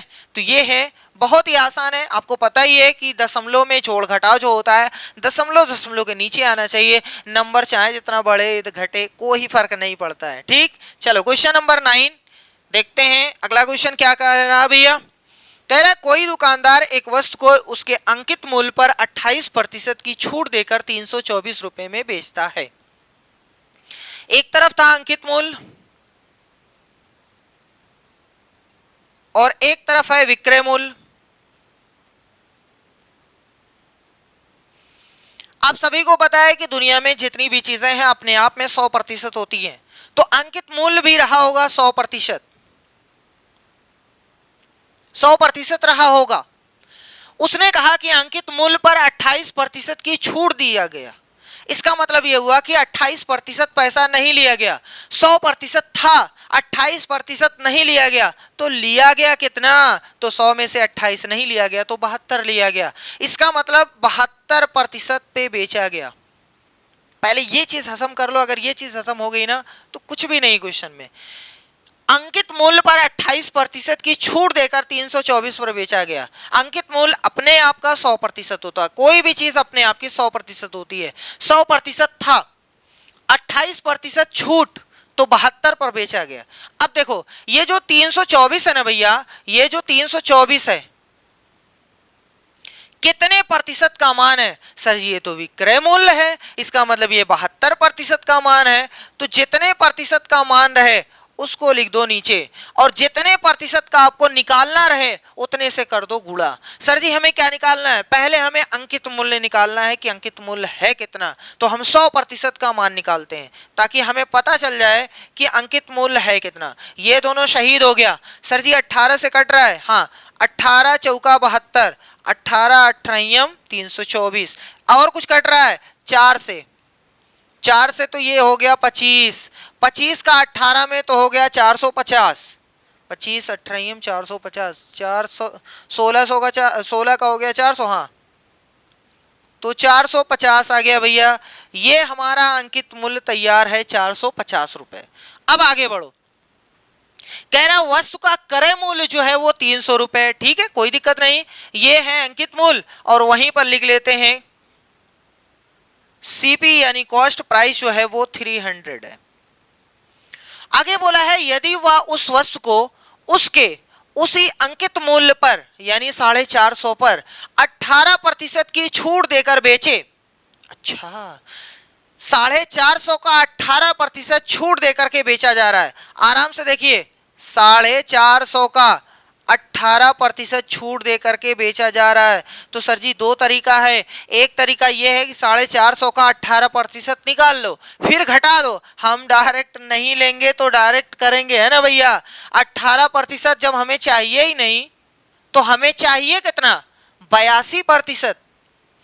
18% की छूट दी जा रही है, 100% होता है 18 छूट, इसका मतलब 82 लिया जा रहा है। तो डायरेक्ट इसका 82% निकालो ना, घटाने उठाने की कोई जरूरत नहीं है। सर जी ये दोनों गया तेल लेने, 5 9 45, 5 दूनी 10, 2 एकम 2, 41 दूना 82, 9 एकम 9, 9 चौक 36, यानी 369 रुपए में सामान बेचा जा रहा है। ये है एसपी। इस क्वेश्चन को आप एक बार और देखिएगा ना, अच्छी तरीके से दिमाग में बैठ जाएगा। फिर कोई भी क्वेश्चन इससे रिलेट करता हुआ आएगा ना, आप उसको चिम्मच लगा के खा जाएंगे। चलो, ये है एसपी। सामान 300 का खरीद के आया है, इतने का बिक रहा है। तो कह रहा है कि तो उसका लाभ प्रतिशत बताओ, प्रतिशत लाभ। और आपको पता है प्रतिशत लाभ का जो फार्मूला होता है, लाभ बटे में सीपी होता है, यानी क्रय मूल्य गुणे में 100%। सर जी हो गया। लाभ कितना है, अरे भैया 300 का सामान खरीद के लेके आए हो, 369 का बेच रहे हो, इसका मतलब 69 रुपए का लाभ हो रहा है। तो 69 का, और कितने रुपए का खरीद के लेके आए हो, तो 300, 100% से गुणा कर देंगे। ये 00 इससे गया तेल लेने, और 3 एकम 3, यहां से 23, तो हमारे पास आ गया 23% का लाभ। ये हमारा फाइनल आंसर है 23%। कहाँ है भैया 23%, ये देखो तीसरे वाले में बैठा हुआ, विराम अवस्था में है, इसको हमने बॉक्स में बंद कर दिया ताकि भाग ना पाए। ठीक है भैया, तो बहुत ही आसान क्वेश्चन है, बस खाली थोड़ा सा क्वेश्चन दो पार्ट में है, इसलिए समझने में हो सकता है दिक्कत हुई हो। ठीक, चलो क्वेश्चन नंबर 10 देखते हैं भैया। कह रहा है दो परिमेय संख्याओं का गुणनफल इतना है, यदि उन दो संख्याओं में से एक संख्या इतनी है तो दूसरी संख्या का व्युत्क्रम निम्न के बीच में स्थित है। पहले तो वो संख्या तो पता चले, दो संख्याओं का गुणनफल इतना है। देखो देखो आराम से देखो, आप दो संख्या लिख लो, या पहली संख्या ये है, दूसरी संख्या गायब है ना, तो दूसरी संख्या मान लो। देखो पहली संख्या -5/2 है, दूसरी संख्या सर जी x है। दो संख्याओं का गुणनफल का उत्तर जो है -40/3 है। बोलो यहां तक सही है, कोई दिक्कत तो नहीं है ना भैया। अरे एक संख्या उसने दिया था, एक संख्या हमने मान लिया, कोई संख्या रही होगी, दोनों का गुणनफल का उत्तर इतना है, तो हम दूसरी संख्या आराम से निकाल दे रहे हैं। तो x बराबर, सर जी जो इधर नीचे है वो उधर ऊपर फेंकिए, जो ऊपर है उसको नीचे फेंकिए। पहले से -40 पटक दीजिए, बटे में 3 पटक दीजिए। सर जी ये 2 ऊपर जाएगा और ये -5 आ जाएगा नीचे। माइनस और माइनस हो गया शहीद। 5 एकम 5, 5 अठे 40, 2 एकम अब तो ये कटेगा नहीं। अरे सर कितनी जल्दी आप काट रहे हैं। चलो ये कटेगा नहीं, इसका मतलब x का मान आ गया 8 दूनी 16 बटे में 3। ये कह रहा है कि इसका मान इतना आया है, लेकिन कह रहा है दूसरी संख्या का व्युत्क्रम। अच्छा इसका व्युत्क्रम, तो चलो इसका व्युत्क्रम निकालते हैं भैया। इसका व्युत्क्रम 3/16 हो जाएगा। इसका व्युत्क्रम निम्न के बीच में स्थित है। इन किसके बीच में स्थित है, सबसे पहले वो भी बटे है, ये भी बटे है, बीच में ऐसे नहीं पता चलेगा। इसको कर दो दशमलव में चेंज, 3 में 16 से भाग देना है तो पहाड़ा जाएगा नहीं। अब हो गया 30, अब 16 का पहाड़ा एक बार गया, 16 एकम 16, हासिल आया 14, हो गया 140, और 16 8 128। अरे भगवान इतना बड़ा क्वेश्चन। हासिल आया 12, हो गया 120, 16 7 112। चलो बस करो, जाने दो, इतना आया है। अब सर जी ये तो दशमलव में आपने चेंज कर दिया, हाँ तो ये भी दशमलव में चेंज करना है, सबको चेंज करो। चलो भैया सबसे पहले ये वाला देखते हैं, ये है 3/20। अब जहां जीरो है उसको भूल जाओ, बस खाली 2 से भाग दो, दशमलव बाद में लगा दीजिएगा। चलो भैया, अच्छा अगर आपको डायरेक्ट आता है तो डायरेक्ट कर सकते हैं। 3 में 20 का पहाड़ा, सर जी जाएगा नहीं तो दशमलव बढ़ा दो, और क्या। अब हो गया 30, एक बार पहाड़ा गया। अब हो गया 10, 5 बार, खत्म। और आगे बोला है 9/50, 50 का पहाड़ा नहीं जाएगा 9 में तो 90 हो गया, एक बार गया, 40 हासिल, सही है 90, हाँ 40 हासिल, 400। अच्छा 8 बार गया, सर जी इसके बाद तो खत्म हो गया, इसके बाद आप जीरो बढ़ा सकते हैं, कोई दिक्कत नहीं, नहीं बढ़ाओगे तब भी कोई दिक्कत नहीं। चलो 9/50 का मान अभी अभी हमने देखा है कि इतना होता है, और 1/5 का मान दशमलव में 2 होता है भैया। आगे 1/5 का मान दशमलव में 2 होता है, 1/4 का मान 1/4 होता है। अब काट लीजिएगा, इतना ही आएगा। 1/4 का मान 0.25, और वहीं पर 1/3 का मान 0.3333333333333 होता रहेगा, ठीक है। चलो भैया, ये कह रहा है कि बताओ किसके बीच में है, 187 मान लो, 187, सर जी ये 150 180 के बीच में तो नहीं है। अब कोई कहेगा ये कैसे देख रहे हैं, अरे भैया दशमलव के बाद 3 अंक है तो हम इसको भी 3 अंक बना सकते हैं ना। लो नहीं है तो जीरो लो, नहीं है तो जीरो लो, लो भैया, लो भैया, एकदम फोकट का मिल रहा है, फोकट का, लो हो गया, सही है, समझ में आया। चलो 187 किसके बीच में, 150 180 के बीच में, नहीं सर जी 180 200 के बीच में, हाँ हाँ हाँ सही है, यही वाला सही, इसी के बीच में है। कि 200 250 के बीच में, नहीं भैया 250 और 300, सही है, समझ में आ गया। इस तरीके से ही क्वेश्चन करना था। चलिए आगे बढ़ते हैं, क्वेश्चन नंबर 11 क्या कह रहा है कि दो संपूरक कोणों का अंतर 20 है। संपूरक कोण उसे कहते हैं जिनका योगफल, दो ऐसे कोण जिनका योगफल 180 अंश है उसको बोलते हैं संपूरक कोण। ये वाला इसके संपूरक है, ये वाला इसके संपूरक है, सही है। और दो कोणों का योगफल अगर 90 अंश आए तो उनको बोलते हैं कोटिपूरक कोण। चलो भैया आगे बढ़े। संपूरक कोण है, दो संपूरक कोण है, आराम से देखिएगा, उनका अंतर 20 है। यदि इनमें से छोटा कोण P है, मान लो पहला वाला कोण P है, उनका अंतर 20 है, मतलब एक अगर कुछ है उससे अगला वाला या तो 20 बड़ा होगा या तो अगला वाला 20 छोटा होगा, या तो P + 20 होगा या तो P - 20 होगा। अंतर का मतलब होता है कि 20 का गैप, तो अगला जैसे किसी की एज 30 साल है, किसी की एज 50 साल है, तब भी अंतर वही है। किसी की एज 10 साल है, किसी की एज 30 साल है, तब भी अंतर 20 का है, सही है। तो छोटा बड़ा कुछ भी हो सकता है। अब देखो पहले आराम से देखो, ये P है, अगर हमसे सिर्फ इतना बोला होता कि एक कोण P है तो दूसरा कोण हम कुछ भी मान सकते थे। 20 का अंतर है, P + 20 भी लिख सकते हैं, P - 20 भी लिख सकते हैं, कुछ भी लिख सकते थे। लेकिन वो बोला है कि छोटा कोण P है, तो अगर ये छोटा है तो ये तो उससे भी छोटा हो जाएगा, तो ये वाला नहीं लेना है, ठीक है, ये वाला नहीं लेना है। इसका मतलब एक कोण P है तो दूसरा कोण P + 20 रहेगा, तभी तो 20 का गैप है, सही है। अब आपसे कह रहा है कि 3P - 50 अंश का मान बताओ। भैया जब तक P का मान नहीं तब तक इसका मान नहीं, तो हम इससे निकालते हैं P का मान। सर जी कैसे पता चलेगा, अरे भैया दोनों सप्लीमेंट्री एंगल्स है। If the sum of two angles is 180 degree then they are known as supplementary angles, ठीक है। देखो पहला एंगल P है, दूसरा है P + 20, दोनों का योगफल दुनिया को पता है, दुनिया वाले जानते हैं 180 अंश होता है। सर जी एक P इसका मतलब 2 बार P, वाह वाह वाह वाह, 180। अरे सर जी ये तो गया इधर, तो कुछ चीजें ओरल कर लो। 180 में से 20 उधर चला गया तो 160 बचेगा, लिख लीजिएगा भैया। तो P बराबर 180 और इसके तरे आ जाएगा 2, तो यहां से हो गया 80, तो P का मान 80 हो गया। अब यही चाहिए था, ले जाके पटक दो, तो 3 गुणे में 80 और माइनस में 50, चाइना वाले उठा ले जाएंगे अगर आपने घटाया, पहले गुणा करो, तो यहां से हो गया 240 - 50 तो हो गया 190, 8 × 24 240 से तो होता है, हाँ सही है। कौन सा सही है भैया, 190 कहाँ है, ऑप्शन 4 वाला सही है। 4 को 4 दिया गया है, इतनी जबरदस्त मारी गई है, ठीक।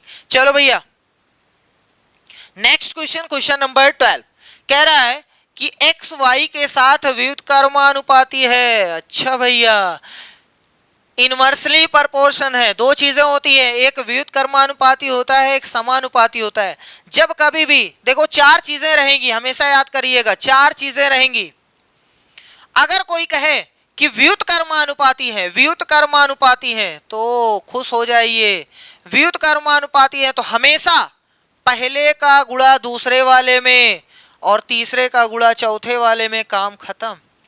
अगर कहे कि समानुपाती है, समानुपाती है, तो पहले ऊपर दूसरा नीचे, तीसरा ऊपर चौथा नीचे, काम खत्म। सही है।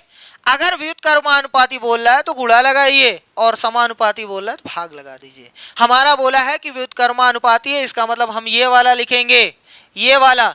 चलो भैया, एक x है, एक y है, फिर x है, फिर y है, चार लोग हैं ना, तो हम लिखेंगे a गुणे में b बराबर में c गुणे में d। सर जी पहली संख्या कितनी है? 3.5 गुणे दूसरी संख्या है 2.4 बराबर तीसरी संख्या है 5.6 और चौथी संख्या है गायब। तो इसको चलने दो, चाहे y चाहे d चाहे जो चलने दो भैया, इसी का मान निकालना है। सर जी पहले इस चचा जान को नीचे भेजो, 3.5 गुणे में 2.4 और बटे में 5.6 बराबर में y। अगर आपको थोड़ी सी भी तकलीफ है कि सर जी हम पॉइंट हटाएंगे, पॉइंट का सत्यानाश करेंगे, तो आप कर सकते हो। देखो देखो आराम से देखो, सर जी ये जो है दशमलव के बाद एक अंक, दशमलव के बाद एक अंक, तो आप ऐसे काट सकते हैं। अगर किसी के नहीं समझ में आया तो जाने दो। चलो सर जी 7 से काटते हैं, 7 8 56, 7 5 35। सही भैया। सर जी अब काटते हैं दशमलव। अरे भैया पहले भी काट सकते थे, कोई दिक्कत नहीं। 8 एकम 8, 8 तिरिक 24, लेकिन उससे पहले दशमलव है। अगर किसी को ऐसे दिक्कत हुई कि सर जी पॉइंट वाला दिक्कत करता है, तो ऐसा करिए, जहां पर देखो दशमलव, जितना दशमलव है उतना गिन करके उतना जीरो बढ़ा दो। ठीक है, ऐसे भी कर सकते हैं। फिलहाल हमारे पास जो बचा हुआ है y बराबर 5 गुणे में दशमलव 3, 5 गुणे में दशमलव 3। सर जी ये तो आ गया 3 5 15, लेकिन बीच में लगेगा दशमलव, क्योंकि दशमलव जोड़ करके लगता है कितने अंक पे है। तो उत्तर आ गया 1.5। कहाँ है? नहीं है क्या? दूसरे वाले में है। ठीक है भैया, खत्म, tata bye bye. Next question is question number 13।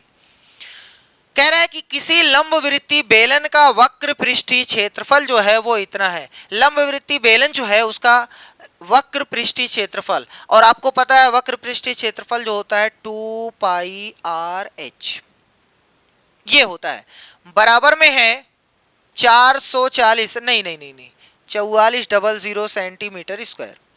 और आगे बोला है उसके आधार की परिधि यानी 2 पाई आर का मान 110 सेंटीमीटर है।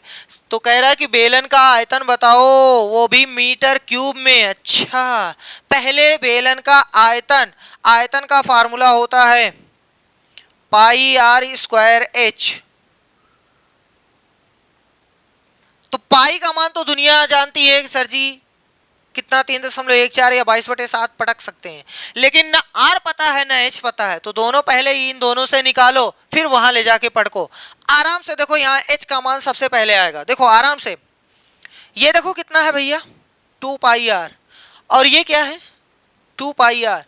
2 पाई आर हटाओ 110 पटक दो, यहां लाओ 110 और गुणे में एच बराबर में 4400। सर जी नीचे जाएगा तब भी कट सकता है, ऐसे ही भी काट सकते हैं। 11 कम 11, 11 चौक 44 और 0 भी साथ में है। इसका मतलब h का मान आ गया 40 सेंटीमीटर। खुश हो जाओ, h का मान आ गया है। सर जी r कहां से आएगा? अरे भैया यहां से ले लो। लो भैया 2 गुणे पाई का मान 22/7 गुणे में r बराबर में 110।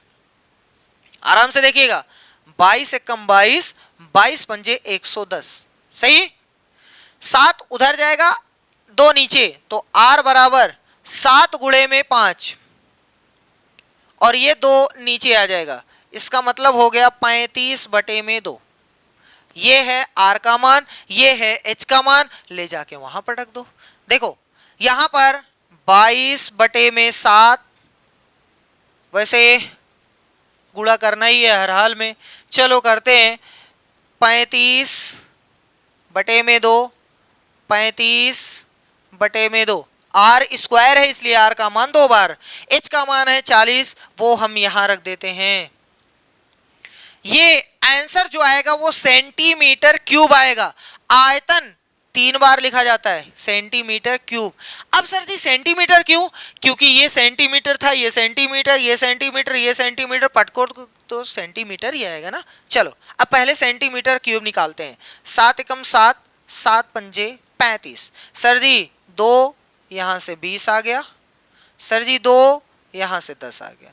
अब जो बचा है उसको नोट कर लेते हैं। 22, 5, 35 और 10। कोई दिक्कत नहीं है? नहीं ना। चलो गुणा करते हैं सर जी, गुणा करते हैं। 22 पंजे होता है 110, गुणे में है 35, 10 से गुणा करोगे 350, ठीक है। 1010 लास्ट में ठोक दो। 11 का 35 में गुणा करना है, 35 से कम 35 हासिल 3, 35 से कम 35 3 38, 38,500 सेंटीमीटर क्यूब, सेंटीमीटर क्यूब।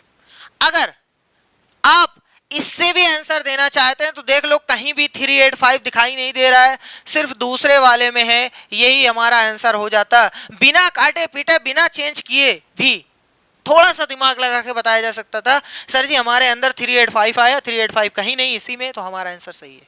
ठीक नहीं, अगर आपको चेंज करना सीखना है तो देखो, हमारे पास जो आया है वो 38500 सेंटीमीटर क्यूब आया है।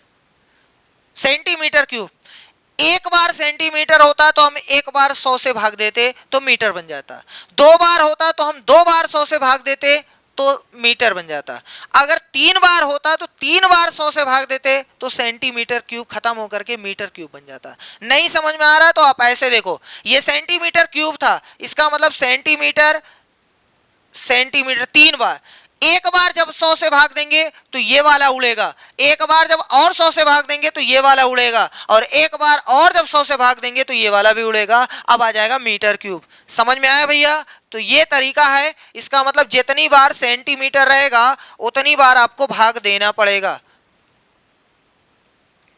का पहलवान गलती पे गलती करते रहो। चलो भैया इतना है, हम कितने से भाग देंगे अभी आपको बता दिए हैं, एक बार नहीं, 2 बार नहीं, 3 बार आपको भाग देना है। अब आपका उत्तर मीटर क्यूब। सर जी ये तो खा गया, अब हमारे पास 4 0 से भाग देना है, इसका मतलब दशमलव उड़ करके 4 प्लेस इधर खिसकेगा। सर जी 3 है तो 1 0 बढ़ा लो, 1 0 बढ़ा लो, यहाँ दशमलव ठोक दो, अब ये आंसर हो गया 0.0385 मीटर क्यूब। देख लो सही है, वैसे बिना इसके किए भी वो किया जा सकता था। चलो नेक्स्ट क्वेश्चन, क्वेश्चन नंबर 14 क्या कह रहा है, त्रिभुजों एबीसी और डीएफ में इतना इतना इतना है, तो बताओ किस कंडीशन के द्वारा ये जो है आपके सामने लिखा हुआ है सर्वांग सम है, तो किस कंडीशन के द्वारा है। देखो हमारे पास 2 त्रिभुज है, पहले हम त्रिभुज बना लें। चलो भैया एक त्रिभुज मान लो ये है 90 अच्छा 90 है, चलो हटा दे रहे हैं इसको,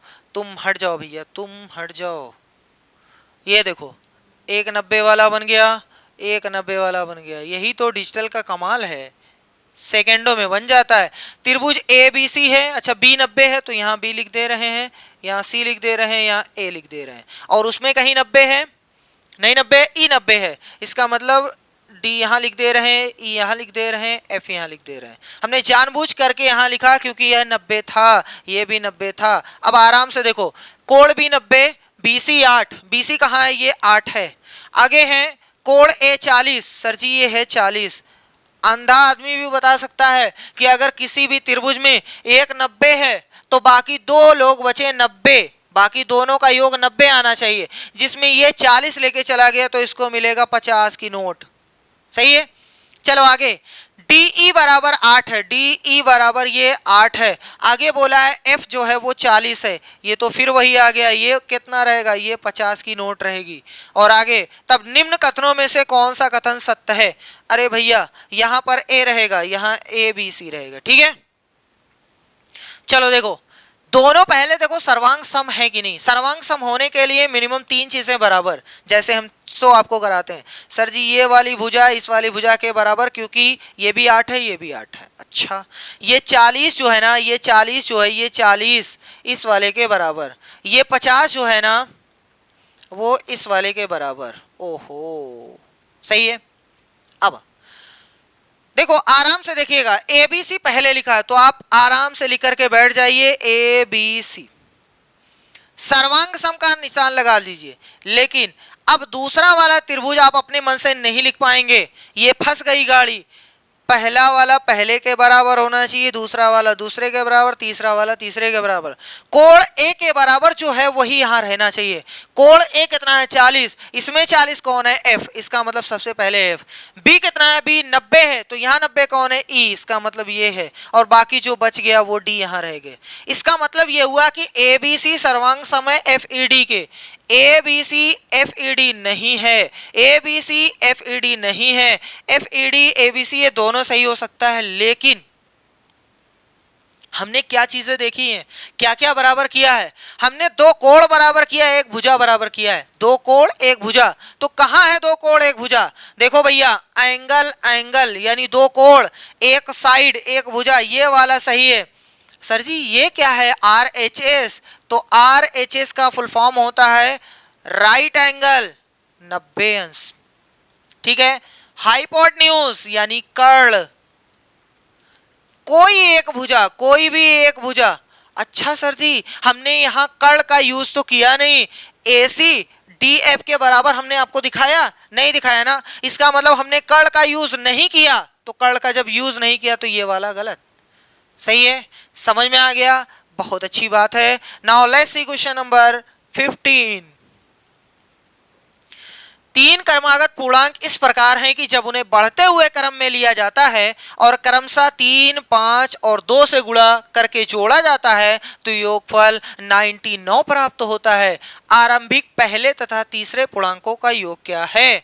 सबसे पहले यहां है तीन क्रमागत पूर्णांक है, इसका मतलब हुआ क्रम से, और क्रम से कितना कितना बढ़ता है, जैसे 2 के बाद 3, 3 के बाद 4, 4 के बाद 5, एक एक बढ़ता है। इसलिए जो भी आप संख्या लेट करोगे उसमें एक एक बढ़ाना है। जैसे मान लो कि पहली संख्या x है तो दूसरी में 1 जोड़ दो, ठीक है। उसके बाद इसके बाद तो ये आ गई, अब इसके बाद जो रहेगी उसमें एक आपको जोड़ना पड़ेगा, इसका मतलब आपको इसमें एक जोड़ना है, तो ऐसे लिखेंगे। इसीलिए दुनिया वाले कहते हैं 1 + 1 ना लिखो 2 लिख दो, सही है भैया। तो अब इसको हम लिख देंगे x + 2, समझ में आया, कोई दिक्कत नहीं होनी चाहिए। अगला क्या हो जाएगा x + 3, इसमें एक जोड़ेंगे तो 3, उसमें एक जोड़ेंगे 4, ऐसे तीन पूर्णांक लेना था, पहली दूसरी तीसरी आ गई है। जब उनको बढ़ते हुए क्रम में लिया जाता है, अरे भैया पहले छोटा फिर उससे बड़ा फिर उससे बड़ा लिया गया है, क्रमशः 3, 5, 2 से गुणा करके जोड़ा जाता है। इसमें 3 से गुणा, इसमें 5 से गुणा, इसमें 2 से गुणा करके जोड़ना है। तो चलो भैया गुणा करो गुणा करो गुणा करो, उसके बाद जोड़ दो। 3 का गुणा x में तो 3x जोड़ दो, 5 का गुणा x में तो 5x, अभी इस 5 का गुणा 1 में भी होगा तो 5, आगे जोड़ दो। 2 का गुणा x में और 2 का गुणा 2 में तो 4। कह रहा है उत्तर जो आ रहा है वो 99, इसका मतलब 99, सही है। आगे बोला है आरंभिक शुरुआत से पहले तथा तीसरे पूर्णांकों का योग कितना होगा। सर जी ये जो आपने x लिया था ना, इसका और x + 2 का योगफल कितना होगा। सबसे पहले x का मान निकालो, तभी तो x और x + 2 का मान निकाल पाएंगे। तो यहां से चलते हैं, 3 गदहा 5 गदहा 2 गदहा, 3, 5, 8, 2, 10 यानी 10 गदहे हो गए, और प्लस में 5 और 4 9 बराबर में 99, प्लस 9 है उधर जाएगा -9, तो 99 - 9 90, डायरेक्ट लिख दे रहे हैं 10x = 90। सर जी ये नीचे ले जाओ या यहीं से काट दो, कोई दिक्कत नहीं है। x का मान आ गया 9। अब पहला पूर्णांक कितना आ गया x, जो कि है 9। तो भैया जी अगर पहली संख्या 9 है तो उसके बाद 10 रहेगी, उसके बाद 11 रहेगी, सही है। 3 पूर्णांक पता चल गए। क्या कह रहा है, पहले तथा तीसरे पूर्णांकों का योग, ये पहला है तीसरा है, इनका योग बताओ तो 9 + 11 उत्तर में 400 है ना भैया, नहीं नहीं नहीं, 11 9 20 होता है। Option 3 is the right answer. ठीक है, आसान एकदम हलवा क्वेश्चन है, इसमें तो कुछ करने लायक नहीं था। क्वेश्चन नंबर 16, अब इस क्वेश्चन को देखते हैं। लिखा हुआ है यदि 8 अंक की संख्या, ये एक संख्या है, 72 से विभाज्य है, इसका मतलब 72 से कट रही है। अच्छा, 72 की चेकिंग कुछ लोगों को नहीं पता है, तो कैसे निकालते हैं? किसी भी नंबर्स की अगर आपको चेकिंग निकालनी है, जो ऐसा नंबर है जो बहुत बड़ा है, उसकी याद नहीं की जाती है। हमेशा याद किया जाता है कि दो ऐसे टुकड़े बनाने हैं, दो ऐसे गुणनखंड बनाने हैं जिनको गुणा करने पर 72, और दो ऐसे नंबर आए जिनमें कुछ कॉमन ना निकल पाए। जैसे देखो, अगर कोई कहेगा हमें 36 गुणे में 2, सर जी 72 तो आ जाता है, हाँ सही है 72 तो आ जाएगा, लेकिन इन दोनों में 2 कॉमन है, इसलिए इसको नहीं लेंगे। तो ऐसा नंबर आपको सोचना है जिसमें कुछ कॉमन ना निकले और गुणा करने पर 72 आ जाए। तो 8 9 72 सही है, कॉमन नहीं है, इसको बोलते हैं को प्राइम फैक्टर, सह अभाज्य गुणनखंड। ठीक, तो निम्न में से कौन सा कथन सत्य नहीं है, ये आपको बताना है। बहुत ही आसान क्वेश्चन है, जब भी कभी इस टाइप का क्वेश्चन आए ऑप्शन के थ्रू करना है, हमेशा ऑप्शन के थ्रू। चलो देखते हैं, पहले 9 है, 4 है, 7 है, 1 है और ये खाली है, और यहां पर 9 है, फिर खाली है, और यहां पे 2 है। कौन सा गलत है ये आपको बताना है। पहला ऑप्शन उठाते हैं, लाके यहां पटकते हैं। x का मान 8 और y का मान 5, यहां रख दिए 8 और यहां रख दिए 5। देखते हैं, कटना नहीं चाहिए ना 8 से, ये मतलब 72 से नहीं कटना चाहिए। ठीक, चलो देखते हैं, लास्ट के 3 अंक देखते हैं। 8 एकम 8, 1 हासिल 15, 8 एकम 8, 8 9 72। सर जी 8 से कट गया, 8 से कट गया, 9 से नहीं कटना चाहिए, तब हमारा आंसर सही है। अगर 8 से कट गया है तो 9 से भी कट गया तो 72 से कट जाएगी। वो कह रहा है गलत, बताओ गलत। तो देखते हैं 9 से कट रहा है कि नहीं। 9 गया तेल लेने, 9 गया तेल लेने, 7 और 2 ये भी गया तेल लेने, ये भी गया तेल लेने, 5 4 9 ये भी गया तेल लेने। इसका मतलब ये 9 से भी कट गया, तो ये 72 से कट जाएगी, ये संख्या जो है 72 से कट जाएगी। इसका मतलब ये ऑप्शन नहीं सही है। दूसरा उठाते हैं, हमारी जो संख्या है 9 4 7 1, इसकी जगह पे क्या रखते हैं, x की जगह पे 4 और फिर 9 है, फिर 9 और यहाँ लास्ट में 2। पहले 8 से देखते हैं, पहले 8 से देखते हैं। 8 एकम 8, 8 दूनी 16, 8 चौक 32, ओहो 8 से कट गया। 9 से देखते हैं, ये 7 और 2 ये भी खत्म, 9 ये भी खत्म, 4 4 8 1 9, ये 9 से भी कट गया। इसका मतलब ये भी ऑप्शन नहीं सही है, नहीं कटना चाहिए, बोला ना सत्य नहीं है। वो बताओ, x बराबर 9 y बराबर 5 देखते हैं। 9 4 7 1, x का मान 9 रखते हैं और यहां पर भी 9 और y का मान 5। चलो, ये तो अभी अभी चेक किया गया था, 5 रखने पर 8 से कट जाता है। देखते हैं 9 से अगर कट गया तो ये हमारा आंसर नहीं होगा, ये वाला सही है, और अगर 9 से नहीं कटा तो यही वाला सही होगा। ठीक है, चलो देखते हैं 9 से, ये दोनों शहीद हो गया, 7 2 9 ये भी कट गया, 5 4 9 ये भी कट गया, 9 ये भी कट गया। सर जी एक बच गया, एक बच गया, इसका मतलब 9 से नहीं कटेगा। अरे जब 9 से नहीं कटेगा इसका मतलब 72 से नहीं कटेगी, तो यही वाला हमारा आंसर सही है, तीसरा वाला। ठीक है, आप उसको रख के चेक करिएगा, 3 और 1 कट जाएगा। ठीक है, 8 से भी कट जाएगा, 9 से भी कट जाएगा, इसका मतलब 72 से कट जाएगा। चलो नेक्स्ट क्वेश्चन, क्वेश्चन नंबर 17। किसी समलंब चतुर्भुज की समांतर भुजाएं 11 सेंटीमीटर और 25 सेंटीमीटर हैं और उनके बीच की दूरी 12 सेंटीमीटर है। सर जी हमारे पास एक समलंब चतुर्भुज है, जो बना लेते हैं। चलो ये देखो समलंब चतुर्भुज है, गंदा सा ऐसे ही बना दिया गया है। कह रहा है चतुर्भुज की समांतर भुजाएं जो है 11 और 25 है। मान लो ये 11 है, ये 25 है, और आगे और उनके बीच की दूरी 12 सेंटीमीटर। चलो बीच की दूरी हम बना दे रहे हैं भैया, कहीं से मान लो, यहां से मान लिया। ये कितनी है बीच की दूरी जो है, ये 90 अंश, बीच की दूरी जो है वो 12 सेंटीमीटर। ठीक, कह रहा है इसका क्षेत्रफल आयत के क्षेत्रफल के बराबर है। अच्छा ठीक है, इसका क्षेत्रफल, समलंब चतुर्भुज का क्षेत्रफल, समलंब का क्षेत्रफल बराबर है आयत के क्षेत्रफल के, आयत का क्षेत्रफल। ठीक है, पहले तो फार्मूला पढ़ते हैं। समलंब चतुर्भुज का जो क्षेत्रफल होता है 1/2 गुणे में a प्लस बी, जहां पर a और b क्या है, समांतर भुजाएं हैं, 11 25। ठीक, गुणे में ऊंचाई और आयत का क्षेत्रफल होता है लंबाई गुणे में चौड़ाई। सर जी थोड़ा सा आगे बढ़ो। 1/2 हमने पटक दिया गुणे a प्लस बी, दोनों जो समांतर भुजा उनका योगफल। 11 + 25 लिखो या 25 + 11 लिखो, कोई भी दिक्कत नहीं है। ऊंचाई अभी भी पता चली है कि उसका नाम रखा गया है 12 सेंटीमीटर। ठीक है। आयत के बारे में एक इंफॉर्मेशन है जिसकी भुजाएं इतने के अनुपात में हैं। इसका मतलब पहले वाला लंबाई, दूसरा वाला चौड़ाई। तो हम डायरेक्ट 3 नहीं लिख सकते हैं, 3 के साथ में कुछ लिखना पड़ेगा। तो 3x हमने लिख दिया और चौड़ाई को 2x लिख दिया। याद रखना 3x लंबाई है, 2x चौड़ाई है। ठीक, चलो भैया आगे इसको सॉल्व करते हैं। ये गया तेल लेने, 2 × 1 = 2, 2 × 6 = 12। सही है भैया जी। ये कितना है, ये कितना है, सबसे पहले गुणा कर देते हैं तो 6x² हो गया। यहाँ पर गुणे में 6 बैठा हुआ है, 25 और 11 हो गया 36। ये 6 नीचे आएगा तब काट दो, नहीं तो इधर ही काट दो, कोई दिक्कत नहीं। तो 36 = x²। तो स्क्वायर हटाओ, इसका मतलब रूट बनेगा तो 6 उत्तर आएगा। x का मान 6 आया है, x का मान 6 आया है, तो लंबाई कितनी हो जाएगी, 3 गुणे में 6 यानी 18 सेंटीमीटर। और ये चौड़ाई कितनी हो जाएगी, 2 गुणे में 6 यानी 12 सेंटीमीटर। 18 और 12। अब इसका कह रहा है उस आयत का परिमाप है ना भैया।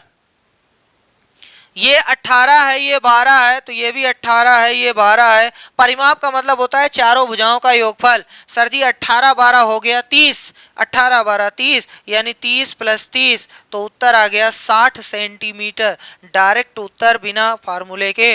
अगर आप चाहो तो आयत का परिमाप बराबर होता है 2 गुणे में लंबाई धन चौड़ाई। सर जी लंबाई इतना है, चौड़ाई इतना है, जोड़ करके 2 से गुणा कर दो तब भी आ जाएगा 60। मतलब दिमाग 60 नहीं भैया, आंसर 60। ठीक, चलो नेक्स्ट क्वेश्चन, क्वेश्चन नंबर 18। कह रहे कि यदि a बराबर इतना, b बराबर इतना, c बराबर इतना, d बराबर है और कुछ दे दो, z तक दे देना चाहिए था। कह रहे कि a b c जोड़ो, d को घटाओ में x² और x के गुणांकों का योग कितना है। बहुत आराम से करेंगे, अलजेब्रा का क्वेश्चन है। ये और ये तीनों को जोड़ना है। हम जोड़ते हैं, आराम से देखिएगा। पहले -2x² प्लस में 12x, ये हमने गोद दिया। 11 अलग से है तो हमने +11 लिख दिया। -8 यहाँ लिखते, सॉरी इसके नीचे लिखेंगे क्योंकि जाति बिरादरी के लोग एक ही जैसे होने चाहिए। प्लस में 3x²। और देखो 17 - 4x², -4x² प्लस में 17। सबको जोड़ना है, ध्यान से देखिएगा। 4 माइनस का, 2 माइनस का, 6 माइनस का हो गया। 6 में से 3 निकल गया, माइनस का 3x² बचा। 12 में से 8 निकल गया तो प्लस का 4x बचा। 17 और 11 हो गया 28। कह रहा है इसमें से d को घटा दो, इसमें से d को घटाओ। d हमारे पास x² है, हमने गोदा, प्लस सॉरी -x है उसको भी गोदा, -3 वो भी गोदा। घटाने का रूल होता है नीचे वाले का निशान बदल दो। ये प्लस था माइनस, ये माइनस था प्लस, ये माइनस था प्लस। अब -3 -1 कुल मिला करके -4x² हो गया। +4 + 1 + 5x हो गया। और +28 प्लस का 3 यानी प्लस का 31 हो गया। कह रहा है कि x² और x, ये देखो x² का गुणांक है, ये x का गुणांक है, यानी इन दोनों का योग पूछा है तो -4 और 5 को जोड़ना है। -4 और 5 को जोड़ना है तो उत्तर कितना आएगा भैया, उत्तर आ जाएगा प्लस का 1। कितना आया भैया, प्लस का 1, माइनस का 1 ना ठोकिएगा। बहुत ही आसान क्वेश्चन, बस खाली आपको घटाना जोड़ना आना चाहिए। लाइक टर्म यानी सजाती पद जुड़ते या घटते हैं, ये याद रखना है। चलो क्वेश्चन नंबर 19। चलिए अब इस क्वेश्चन को देखते हैं। लिखा हुआ है त्रिभुज PQR में P का मान 55 अंश है, QR का मान 18 सेंटीमीटर है। निम्न स्थितियों में से किसमें त्रिभुज PQR एक अधिक कोण का मतलब 90 अंश से ज्यादा विषम बाहु त्रिभुज, इसका मतलब ये हुआ कि जिसकी कोई भुजा किसी के बराबर नहीं होनी चाहिए। ठीक है, अगर 2 भुजा बराबर तो उसको समद्विबाहु त्रिभुज बोलते हैं, तीनों बराबर समबाहु त्रिभुज बोलते हैं। ये कह रहा है विषम बाहु त्रिभुज, एक भी भुजा किसी के बराबर नहीं होनी चाहिए। ठीक है, इतनी इंफॉर्मेशन सबसे पहले आपको पता होना चाहिए। साथ में भी पता होनी चाहिए कि अगर किसी भी त्रिभुज में दो भुजा अगर बराबर है तो उसके सम्मुख बने कोण भी बराबर होते हैं। अगर ये कुछ भी है, ये उतना ही है, तो इसके सामने यहाँ कोण बनेगा, इसके सामने यहाँ कोण बनेगा, ये भी बराबर। तो यहां से याद रखेंगे कि अगर दो कोण बराबर है तो दो भुजा भी बराबर रहेगी। ठीक। अगर बाय द वे एक छोटी है एक बड़ी है, बाय द वे एक छोटी एक बड़ी है, तो छोटी भुजा के सामने छोटा कोण होता है, बड़ी भुजा के सामने बड़ा कोण होता है। सही है। इतनी इंफॉर्मेशन के साथ इस क्वेश्चन की धज्जियां उड़ाते हैं। एक त्रिभुज पी क्यू आर बनाना है। चलो पहले सबसे हम बना लेते हैं पी क्यू आर। लो मान लो कि ये पी क्यू आर है, यहां हमने लिख दिया पी, यहां लिख दिया क्यू, यहां लिख दिया आर। पी का मान है 55, चलो यहां लिख दिया 55। आगे क्यू आर का मान 18, ये तो फिक्स है। और आगे आप पढ़ो, निम्न स्थितियों में से किसमें त्रिभुज पी क्यू आर एक अधिक कोण, मतलब इसका एक कोण 90 से ज्यादा होना चाहिए। विषम बाहु त्रिभुज यानी भुजा किसी के बराबर नहीं होनी चाहिए। पहली कंडीशन देखते हैं, आर का मान 25, पी क्यू 18 सेंटीमीटर, ये सेंटीमीटर होना चाहिए भैया। कह रहा पी क्यू जो है वो 18। ओहो, ये और ये दोनों बराबर, दो भुजा बराबर, समद्विबाहु हो गया, विषम बाहु नहीं है, इसका मतलब ये गलत। सही है, समझ में आया। आगे दूसरा वाला ये मिटा दे रहा भैया, ये क्या हो रहा है? अरे गुस्सा है का? ना भैया गुस्सा ना हुआ करो, समझदारों के लिए इशारा काफी है। ए भैया लो चले जाओ, बस खत्म, tata bye bye. Next, R का मान 15 है। अच्छा, अगर आर का मान 15 है, पी आर 18 सेंटीमीटर से ज्यादा, यहां है 15, सही है। 55 और 15 कितना हो गया? 70। 70 में अगर 180 में 70 निकाल दोगे तो इसका मान 110 आएगा। त्रिभुज के तीनों कोणों का योगफल 180 होता है, जिसमें 55 ये लेके चला गया, 15 ये लेके चला गया, 70 खत्म, 110 इसको मिलेगा। अब देखो एक कंडीशन तो फॉलो कर रहा है, कौन सी? सर जी अधिक कोण त्रिभुज होना चाहिए, इसका मतलब एक कोण 90 से ज्यादा 110 आ रहा है। लेकिन क्या दूसरी कंडीशन को फॉलो कर रहा है? ये थोड़ा देखो, पी आर का मान जो है वो 18 से बड़ा होना चाहिए। अच्छा, पी आर कहां है? पी आर ये है, पी आर ये है 18 से बड़ा।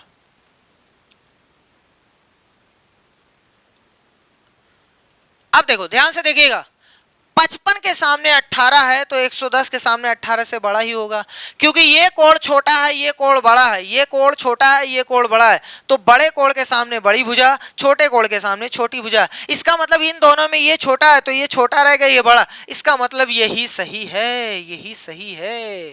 ठीक है। थोड़ा तीसरा वाला देखते हैं, आर का मान 65। अगर यहां 65 होता, अगर यहां 65 होता तो 55 और 65 यहां से 120 तो यही लोग लेके चले गए, इस बेचारे को 60 अंश मिलता ही, और कहां कोई कोण इसमें आता 90 से ज्यादा, इसका मतलब ये गलत। इसमें देखो ये पी आर का मान फिर 18 बोल रहा है, पी आर का मान, इसका मान 18 बोल रहा है, गलत भैया, दो भुजा बराबर नहीं हो सकती, इसका मतलब ये भी गलत। सही है। तो इस तरीके से जितने भी क्वेश्चन थे सबका हो गया सत्यानाश। आई होप आपको ये वीडियो पसंद आई होगी। अब मिलते हैं नेक्स्ट वीडियो में, जिसमें हम लोग कुछ और क्वेश्चन, यानी अब एक ही पेपर बचा हुआ है जो 2024 जुलाई में हुआ था, उसको करेंगे, उसके बाद मैराथन क्लास करेंगे। ठीक है, आज के लिए बस इतना ही, धन्यवाद।